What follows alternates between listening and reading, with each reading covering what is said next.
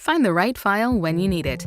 The Files app keeps all of your files from iCloud and other cloud storage services in one handy place. Here's how to use it. When you open the Files app, you might see Recents first. This screen gives you quick access to files you've recently opened. To access all of your files, tap Browse at the bottom of your screen. Let's take a look at Locations in the left sidebar. Locations are cloud storage services like iCloud Drive, where your PDFs, photos, and documents are stored.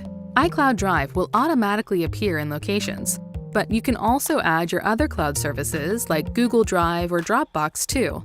To do that, you'll need to download the apps for those services and sign into your account. Look in the description below if you need more help. Once you have these apps downloaded, tap Edit, and you'll see a list of your apps that work with files. Tap the slider next to the cloud service you want to add, and tap Done. To stay organized, you can sort your documents into folders if your cloud service supports them. To create a new folder, select a location. We'll use iCloud Drive. Then swipe down slightly within the app window and tap the folder icon. Now name the folder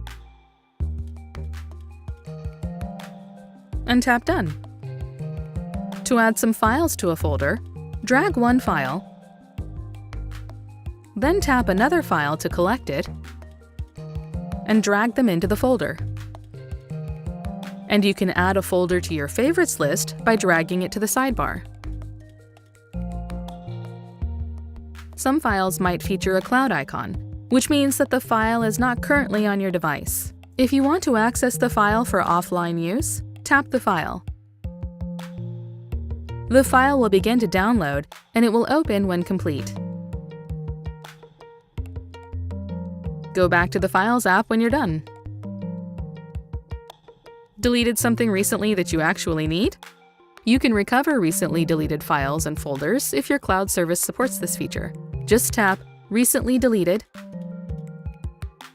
touch and hold the file or folder you want to retrieve,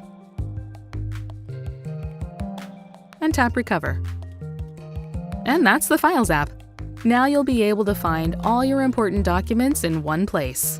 For more iPad organization tips, subscribe to the Apple Support channel, or click another video to keep watching.